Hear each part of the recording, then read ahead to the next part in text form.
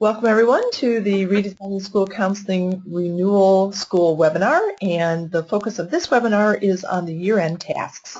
My name is Sue Reynolds and I am president of the American Student Achievement Institute. And it is our pleasure to be able to present these webinars throughout the year. It's always a pleasure to work with school counselors, and we so much believe in the strength of your programs, your ability to help students be better learners, to not only raise student achievement, but to also open the door for post-secondary attendance and post-secondary completion. So as we wrap up this school year, I just want to make sure that you all understand how much we appreciate you. So, okay, let's move on. So here's today's agenda. This will be a somewhat shorter webcast because we are just wrapping up. So we'll do our really quick review. We'll talk about year-end tasks, and then submitting your portfolio in Indiana for the Gold Star School Counseling Award, but then for schools outside of Indiana to ASCA for the ASCA Ramp Award. So first of all, a little review. So one last time, here are our beliefs. We believe that school counseling programs help students make sound choices in areas that impact academic success. And this pyramid is kind of a way for us to also show that belief. We believe that when students are involved in sound guidance and counseling programs, that they make better choices in areas that impact achievement. So one way that a school or a community can increase student achievement is to make sure that they have a strong school counseling program. And then this year, when we've been designing our program, we just worked that pyramid backwards. So we started out with the academic achievement goals that were in your school's improvement plan. And then we asked, okay, what choices do kids need to make in order for our school to reach those goals? And then we took another step to say, how should we design our school's guidance and counseling activities so that students are more likely to make those choices? Okay, so the process this year, we started out getting ready at the beginning of the year. That meant putting together a steering team, collecting data, doing some self-studies, and convening an advisory council.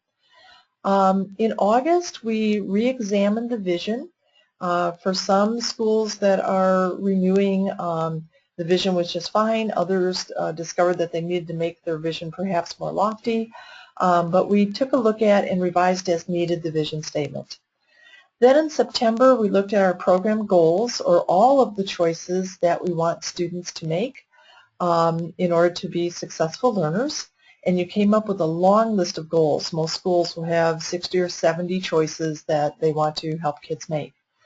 But then, knowing that we had limited time and resources, in October we first looked to see how could we expand our resources, especially time, and then we narrowed down our goals into priority goals.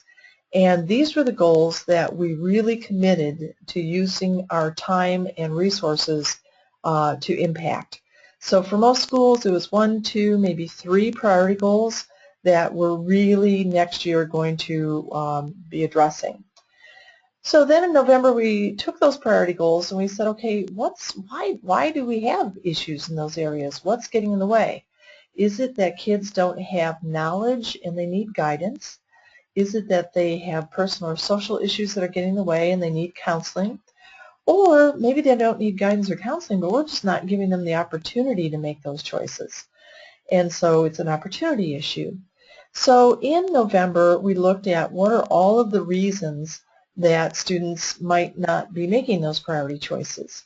Once we knew the reasons, then in December or January, we started looking at, okay, what activities do we need to put in place in order to provide kids with the knowledge and the opportunities to make the choices that we want them to make, or to help kids lessen the personal social issues that are interfering with their ability to make sound choices. So we designed our activities, and then during the second semester, and again today, we're looking at preparing for those activities. Okay, so today we're looking at just the year-end activities, And I think the easiest way to do this is to just get into the online system. We'll walk through the process page, the manual page, and then also the rubric.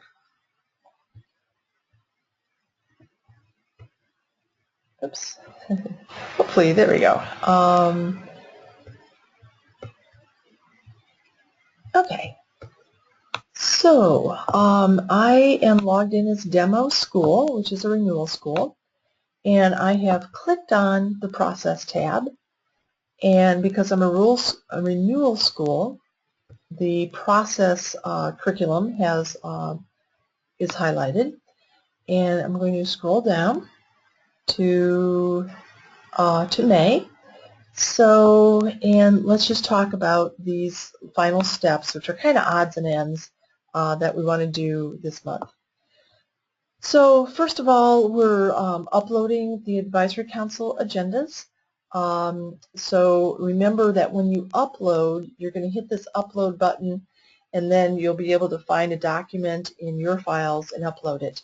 You'll only be able to upload one document, so you'll need to create a PDF and put all of the agendas for all of your meetings into that one PDF and then upload it. You're reviewing the Advisory Council minutes, just making sure that all those minutes are the way that you want them to be. You're uploading a job description, and again you have an uploader button here in the Enter column. And in the Tools column we've given you an example of a job description. You're uploading your individual counseling management agreements, and again you'll be able to download the individual counseling management agreement, fill it out for each of your counselors, put those all into one PDF, and then upload that. Insurances statement, you can print the insurances statement, make sure you get the required signatures, and then upload. Program brochure, this tool links you to a place where it's a Google search for school counseling brochures, where you can find a whole lot of brochures that counselors have posted online across the country, and then once you have yours developed, you can upload. Public relations, that can be a presentation to a school board, a newspaper article, radio interview, just something that you're doing to promote your program and to build goodwill between your program and others. Benefit statement, this is something that was created the last time you went through this process, so it's just a matter of downloading it and then reviewing it and uploading it. And the professional association membership, this would be a scan of your ASCA membership card or your state school counseling association membership card. A lot of folks will scan the front of the school counselor magazine that ASCA sends to its members, that shows your the shipping label that's proof that you're a member of ASCA. Next one is uploading professional development, and really anything that you're doing as part of this webinar would be fine, or anything that you've done this year for professional development as you've been going through the redesign school counseling process would be okay there. If you've got, like from one of the webinars, if you've got a reminder email, you could just print a copy of that email, scan it and upload it. But just something to show that you've participated in some type of professional development this year. The narrative questions, I do want to take a look at those. So I'm going to click on Enter. These are questions that come from ASCA. Also in Indiana, the Department of Education would like you to answer these just to make sure that you're in alignment with ASCA. But it is a DOE requirement in Indiana for the Gold Star Award as well. And in these, we are, what ASCA is really asking a lot of questions about are things that are part of the process. So they want to know, like, how did you do this process? And then there's also questions that it was just hard to come up with some documentation. So on the counseling services, for example, if I click on that, you can see the question is, please describe the counseling services provided by your school counseling program. You know, that's not something that we had any documentation for you to upload. So just a quick paragraph here is fine. You can, just type in that you provide individual brief counseling and group counseling and referral services and consultation, or whatever. You don't need to write a book. Just a very short description of what you do is fine there. Then on other statements that are more about process, like if I go down to the philosophy or your vision statement, because you have participated in RSC, we think we know how you came up with your vision. So what we did was we took a stab at answering that question for you just to save you time. So if I click on this icon, the Enter Edit icon, you're going to see that there's already something in here. So the School Counseling Advisory Council brainstormed 4 questions after hearing a presentation about global economics and watching a video of a public school in Harlem where students achieve at a rigorous level and so forth. So maybe you did this, but you didn't show the video about the school in Frederick Douglass Academy in Harlem. So you would just edit this. So again, we just tried to take a stab at this. Just to give you something to start with. If this doesn't fit at all what you did, just take the whole thing out and start over. So again, we were just trying to save you some time since we knew what the process was that you were using. Why were the various components of your vision statement included? And then, suggested text provided by RSC, so you'd go in and just read that and edit it. So, okay, so those are the questions. I don't think it's going to take you a long time. I strongly want to emphasize not to write books and books and books, just a very concise, to the point, 1 sentence, 2 or 3 sentences, I think will be fine. So, okay, let's go back then. So those are the narratives. And then submit the local professional growth points to ASA before June 1st. This is for Indiana schools, of course, if you need professional growth points.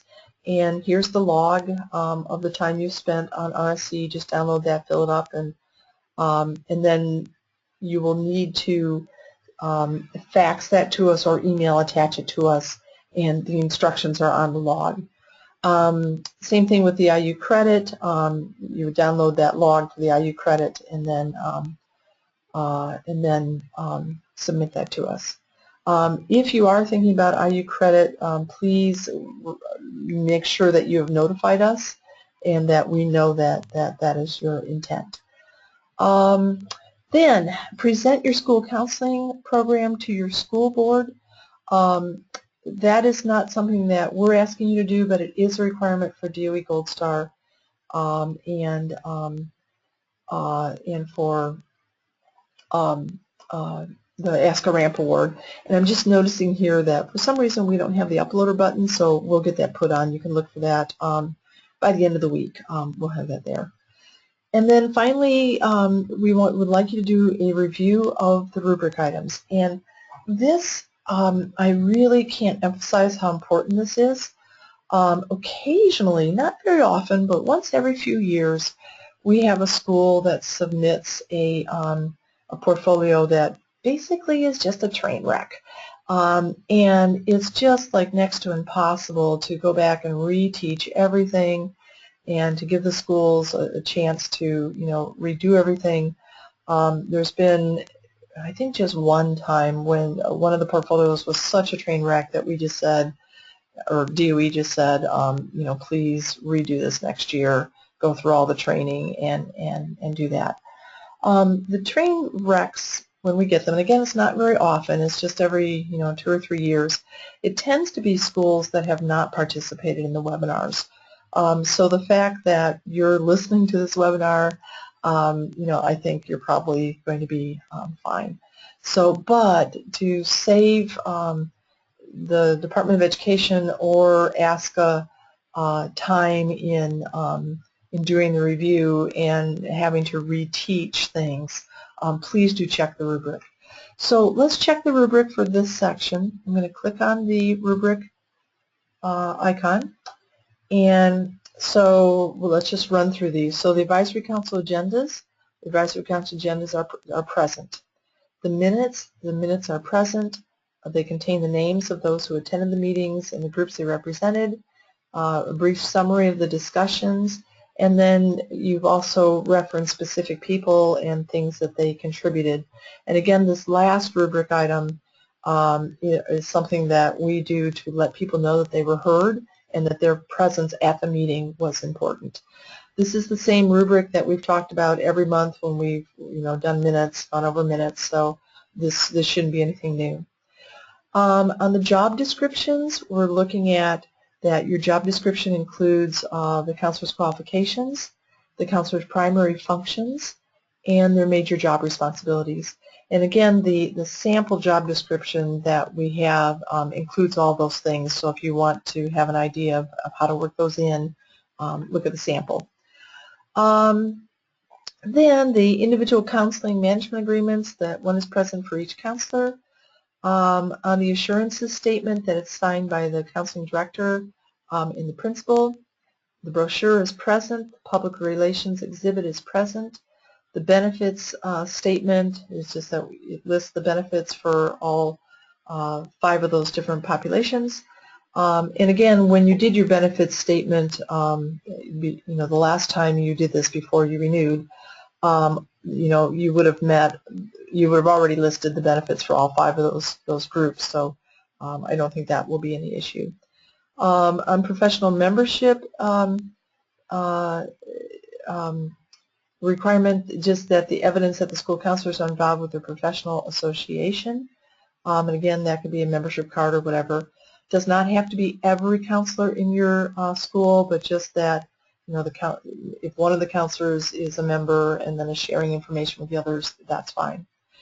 Professional development, that should not be hard because you're participating in this. So really all you would need to do is the reminder emails that came to you for today's webinar. Just scan one of those and submit it, and you're good. And then the narrative questions is that all the questions have been answered. Okay, then the other thing that I would do before you submit, we're going to talk about portfolio submission in a minute, but I would just scroll back up and go through everything in the renewal and just make sure that everything is there. When the reviewers are evaluating your portfolio, this page actually looks exactly like the page that they have. And on their page, they look through each of the submissions. They check off the different rubric items when they find it. And then on their page, there's a little box over on the right that says, does this component meet criteria? And they say yes or no. And then it has a place where they can enter in comments. So if they say no, then they're going to put a comment in to let you know what the issue is. And I'll explain to you how you get that feedback in a sec. Okay, so that's that. I muted everybody because we had some background noise, but let me just see if I have any hands up for people that are participating live. If you would like me to unmute you because you have a question, just raise your hand or type in your question. I'm not seeing anything, so I think we're good. Okay, so the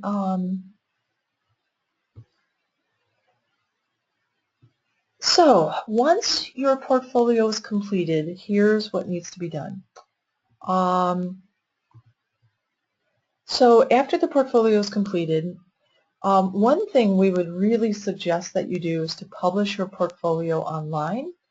And actually, I probably should have shown you that while we were online. Let me go back for a minute. So once your portfolio is completed, I'm going to go back to the process page. Okay, at the very end, at the bottom, you have 2 things that you can do. One is to publish your school counseling program portfolio online. So I'm going to click that button. Everything's finished, but now I want the public to be able to see our work. So right now for demo school, the portfolio is not published online, which I can see that here, and then you're getting a message that says if you do publish your portfolio online, here's what the public are going to be able to see. They're going to be able to see who's on your steering team, who's on your advisory council, and then the products of your work, your vision statement, your program goals, priority goals, your activities, and the calendar for the year. And if you want to publish online, you would just click the Publish button, and that will create a website with links to all of those 7 different components. And then you can share the address to that website through your school's website, or on your school counseling page on your school's website, or whatever. So to publish, all I have to do is click the Publish button. That just created a website and made it public for everyone to see. My status here changes to published. And now let's say I change my mind. All I need to do is unpublish. So if you want to see what this looks like, if I click on View Published Portfolios, here's all the schools that have published, and so if you can just click a school to see a sample of what that would look like, and here it is. So it just gives links to all the different areas, and then I can just copy this URL up here and use that as a link then from my school's website or my school counseling program website. I can link to my school counseling program that way. Okay. Then the very, very last thing is I'm back on the process page. I guess I could have gone through that using the shortcuts. So I clicked on process. I'm back on the process page. The very last thing then is to hit this submit button. So I'm going to submit this online school counseling portfolio to the Indiana Department of Education as your application for the Indiana Gold Star School Counseling Award. So I don't want to hit this button right now because it would actually send it. But when you do that, when you hit that, it gives Amanda Cullen at the Department of Education the heads up that you are ready for her team to review your portfolio. So you want to make sure you don't hit that button until you're sure that all the rubric items are set, and then just hit this final submit button, and off it goes to DOE. Okay, so now let's talk about what happens after you hit that submit button. Okay, so after you've hit the submit button, then and the deadline for Indiana schools is June 21st. So you're going to click the submit button on the bottom of the process page. The portfolios will be reviewed in mid-July. Right now, it looks like it's either going to be July 14th or 15th. We're still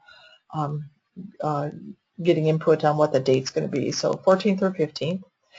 And shortly after that, after you've had your review, you will get an email that says that your portfolio has been approved or not approved.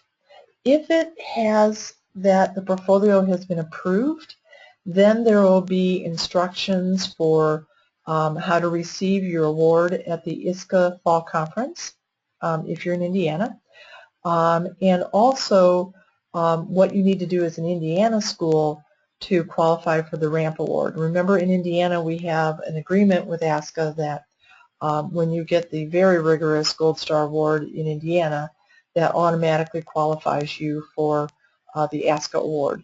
You do have to pay the fee for the ASCA Award, and I think there's a verification statement that you need to send to them that says that your school board has reviewed your program. When you get that email from DOE, just make sure that whatever, all the information that you need will be in that email. Now, if your portfolio is not approved, and I would say probably that's more likely, Usually of all those rubric items, a school will have one or two little things that didn't get checked off that they've got to go back and fix really quickly. Typically it tends to be things that you can just fix in 10 minutes, things that you've done, it just didn't get entered into the system in a way that the reviewers could find it. So you just need to go, clean something up just to let the reviewers know, yes, this was done, yes, here it is. So you may get an email that says, thank you for submitting your portfolio. It needs revisions. When you see that, don't panic. It's probably just going to be just some minor little things.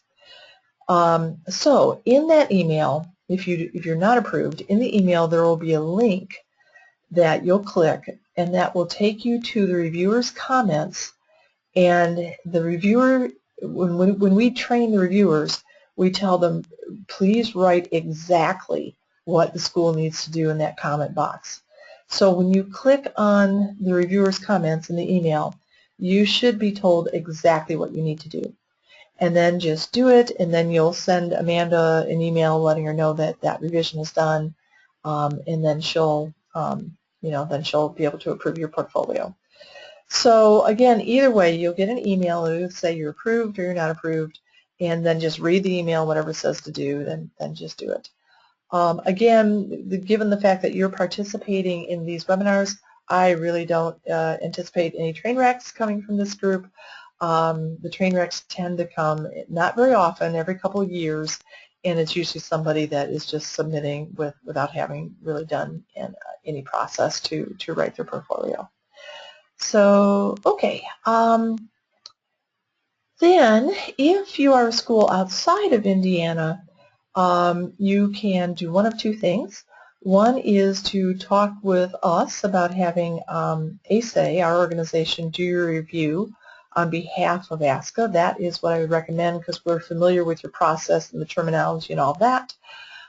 Or you could just get on ASCA's system where you submit the information about your program and just type in information about your program directly into the ASCA system. Again, I think it would be better to talk with us because we're familiar with the process and the terminology and the crosswalk between our process and the ASCA standards, RAMP standards, and so I think it would be easier for us to find your compliance in your portfolio. But that's up to you. You can work directly with ASCA on your submission or work with us. But if you want it to be us, just give us a call. If it's going to be us, we would like that deadline to be June 21st as well. We like to finish up all of 1 year with RSC in the beginning of July so that we can start the next year in August. So if you're working with us, the deadline would also be June 21st. Okay. So I think that's it. If you are seeking the Professional Growth Point Awards that we can provide for Indiana educators, we could actually, I think earlier I said June 1st as a deadline, we can go to June 21st so that you can get credit for all the work that you do right up to the time of submission. So, okay, I think that's kind of it. Again, I'm not seeing any hands up or comments or questions typed in from our live audience. So I'm going to assume this is making sense. Okay, and then the very last thing we want to talk about is just kind of a heads up for next year.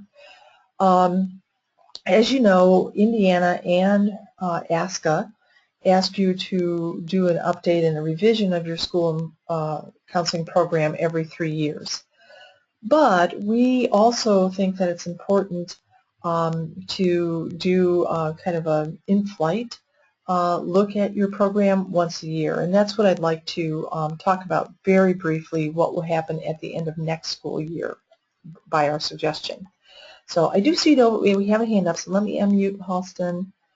So Halston is from Lafayette, from Jefferson High School. And Halston, question, comment? Oh, yeah, I was just making the comment that you were going to email the updated program management agreement after we finish today.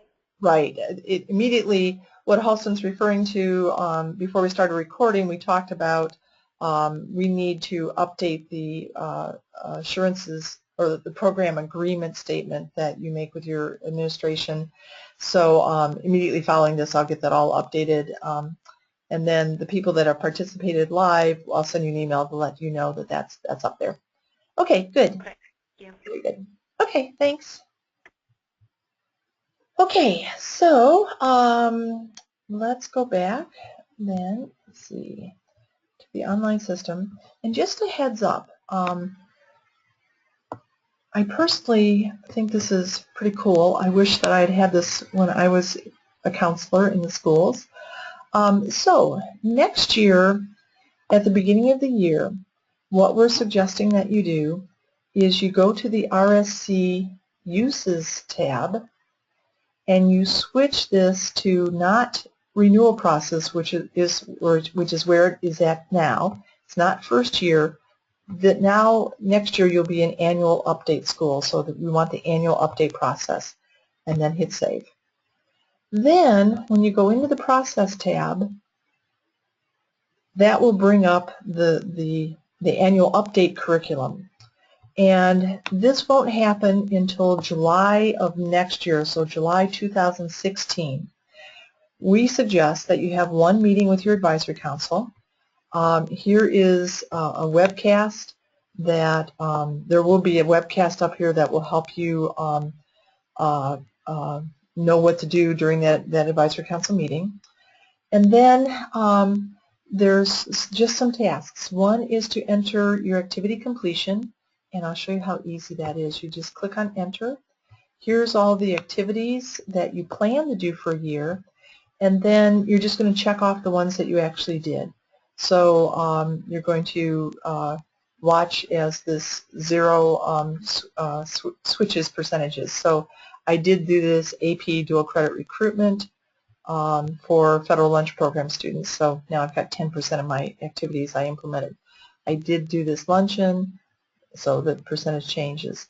And notice that your non-counseling, non-program activities are in here too. So yes, I did substitute teaching, and that that took a percentage of my time. So I did that as well. And then there's a narrative question that just says, are you pleased with the percentage of activities planned for the year that you were able to fully implement? If not, what changes are you going to make in the following year that will allow you to do these tasks? So when we were talking earlier to one of our schools that is live today, they talked about how they had a reduction in staff for their school counseling secretary. So maybe one of the things that they're going to do is to advocate for that to be a full-time position again. So it's just kind of helping you think about, did I finish this year what I was planning to? And if so, if not, what choices or what can I do differently to maybe make that happen next year? Okay, so that's one thing that you'll be able to do next year. And then on resource utilization, this is actually very helpful to us to help us advocate. For example, in Indiana, there was some talk about doing away with some of the Learn More resources for school counselors and for students, the guidance resources. And we were able to pull together data and to advocate to say, oh no, those magazines that are being distributed to students, yes, they're being used by this percentage of counselors that are participating in Gold Star, and here's how they're being used. So this has been really, really helpful information that we've been able to provide for others in terms of the value of the resources they're providing and why that funding is being well spent and should be sustained. So please make sure you filled out that at the end of next school year. Then enter the priority goals analysis. So here's how that works. This is the part I love. And my computer is being really slow. We've been having trouble with our internet provider. There we go. So basically, for demo school, there are 3 priority goals. The first one is to have an up-to-date written for your high school course plan. In what was counted, survey data. And here is the data. So, I went from a third of the students had a 4-year course plan in 2010, 2011, 2013, and then my target for 2016 was 100%. So by July of 2016, I will have given one more survey and I will know if I met this target. So when I actually do this next July, there will be a spring 2016 year in here as well, and I'll be able to look at that. So then I click the Analysis tab, and I'm just being asked, here's the data again. Did you meet your goal? Yes. And then what advice do you have for other schools who may also have this goal? So this is data that we'd like to pull together. Eventually, and maybe even within the next year, we will have a report that says, okay, for all schools that have this as a goal, to help kids have an up-to-date written 4-year high school course plan. When schools have met that goal, here's the kind of advice that they have for other schools. And if they've not met that goal, here's the advice that they have. So since we know that a lot of our RSC schools have the same goals, there tend to be several goals that everybody kind of thinks are important. This is one of them. This is a way then for schools that are just starting with this goal to get some advice from other schools. So, and then it gives you a way also just to kind of, come up and analyze at the end of next year when you've implemented the program that you're just finishing writing, did you meet the goal? Okay, so I'll close that out. So that's how that works. I think that's actually pretty cool, and it should be very fast. Okay, and then conduct the advisory council meeting. Here's a manual page that kind of takes you through, walk you through your priority goals with your council and your baseline data and your follow-up data, and did you meet the goals, and is everything still the way you want it to be? So this is where you have a discussion about in-flight adjustments to your school counseling program from year to year, not just every 3 years. And then finally a place to enter the minutes. So yeah, so I just wanted to give you a heads up that, so this is our last webinar for this year. You've developed this wonderful, wonderful program plan that's data-driven, that's going to meet the needs of your kids, and that's going to have results in those priority goals areas. So next year, after implementing that program, at the end of next year, then you'll just be able to say, have data and say, did we meet our goals? And I have a feeling that, with a well-planned out program, the answer is going to be yes. And then you can celebrate, and then you also have data to be able to say to everybody how important school counselors are and how important your program is, and that you can get results. So yeah, so just want to give you a heads up on that. And I think that's it. Let me see if we have any other questions, and if not, we will close. Let me see. I think that's it. Not seeing any other questions. So, okay, and I guess finally, let's just bring up this.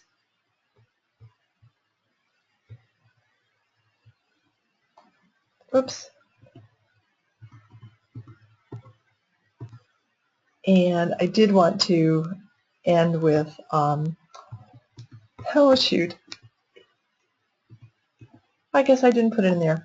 I always like to end with just reminding everybody that as school counselors, you do make a difference. We are so lucky to have jobs where we get to help people every day.